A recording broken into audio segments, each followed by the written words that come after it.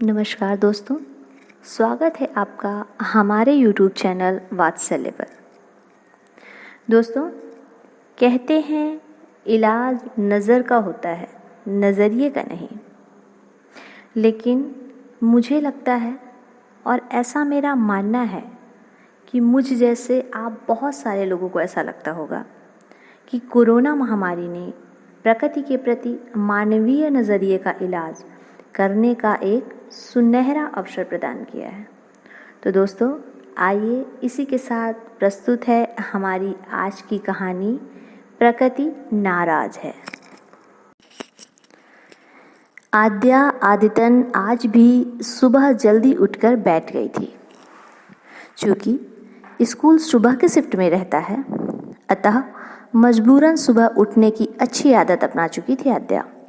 हालांकि यह आदत एक बहुत लंबे संघर्ष के बाद आई, क्योंकि शुरुआती दौर में तो बिस्तर के हर कोने में एक एक बार सोने और उठाने के बाद भी बिना सोफे में थोड़ी देर सोए आद्या की नींद कभी पूरी ही नहीं होती थी। खैर, अब आद्या खुद से उठकर सोफे में बैठे इंतज़ार करती नज़र आती है कि कब मम्मी की आवाज़ किचन की चौखट लांघते हुए उसके कानों के दरवाजे पर दस्तक दे और आद्या आवाज़ की दुगनी गति से सोफे से बाथरूम तक का सफ़र तय करे। हर दिन की तरह आद्या आज भी इंतज़ार कर रही थी कि कब आवाज़ आएगी। आद्या, बेटा, उठी नहीं तुम अभी सोफे से? देख लेना, आज फिर से लेट हो जाओगी और तुम्हारी बस तुम्हें छोड़कर। अब तक आद्या बाथरूम के दरवाजे बंद कर चुकी होती थी। सोफे में बैठे बैठे आद्या का मम्मी की आवाज़ का इंतज़ार जारी था। और आज कोई ख़ास बात है क्या? आज फिर से छुट्टी तो नहीं हो गई? कहीं ऐसा तो नहीं अब स्कूल खुले ही ना? जैसे अनगिनत सवाल भी आद्या खुद से पूछ ही रही थी कि किचन से आवाज़ आई। आद्या, बेटा, स्कूल बंद है तो क्या दिन भर सोफे में बैठी रहोगी आप? जाओ, अच्छे बच्चे की तरह नहा धो के आओ, फिर नाश्ता करते हैं। आद्या, मम्मी, क्या अब स्कूल कभी नहीं खुलेगा? कितने दिन से तो बंद है और कितने दिन बंद रहेगा। घर में रहती हूँ तो ना गेम्स खेलने को मिलते हैं और ना ही हम बाहर कहीं घूमने जाते हैं। आद्या खुद से तो चुप होने से रही क्योंकि एक बार उसने सवाल करने शुरू किए तो फिर नॉन स्टॉप पूछती रहती है। इसलिए हमेशा की तरह बीच में टोकते हुए आद्या की माँ ने कहा, आद्या, आप नाश्ते के लिए तैयार हो जाओ, फिर हम आपके सारे सवालों के जवाब नाश्ते की टेबल पर ही देंगे। प्रॉमिस मम्मा, बोलते हुए आद्या बाथरूम की तरफ चलती। आद्या को पानी से खेलना बचपन से ही पसंद था, इसलिए वो घंटों बाथरूम में नहाने की फिराक में हमेशा रहती थी, जब तक बाहर से मम्मी की आवाज़ ना आ जाए।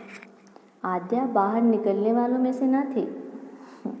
खैर, नहाते नहाते बाथरूम जाने से पहले मम्मा से पूछे गए सारे सवाल हमेशा की तरह आज भी धुल गए थे। बाथरूम से निकलने के बाद, नाश्ता करने के बाद आद्या अपने स्टडी रूम में चली गई। शाम को टीवी में मम्मी के न्यूज़ चैनल और आद्या के कार्टून चैनल के बीच की जंग जग जाहिर थी।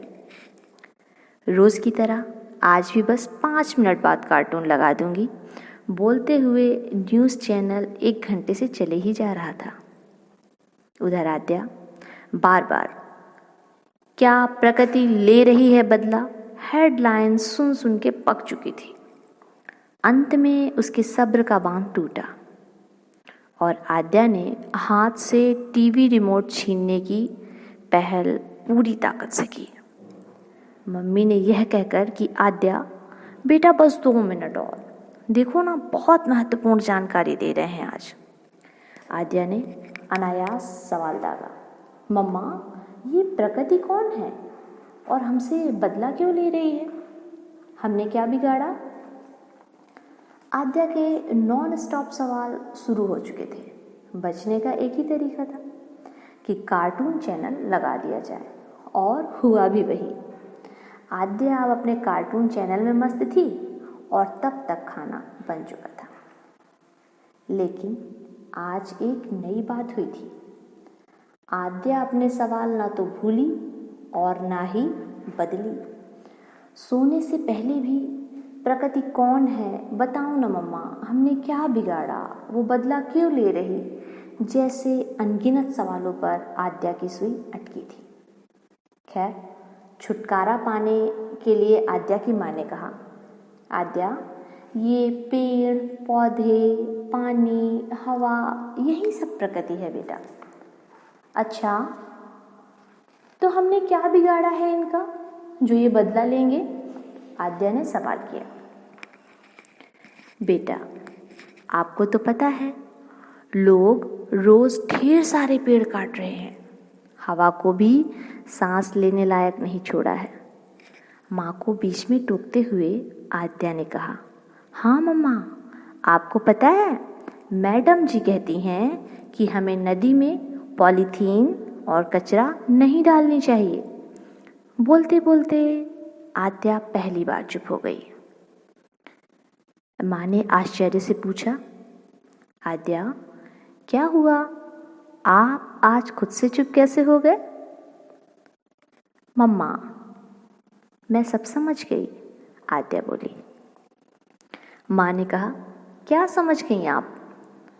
आद्या, प्रकृति नाराज है हम सबसे, इसलिए उसने बदला लेने के लिए कोरोना को भेजा है।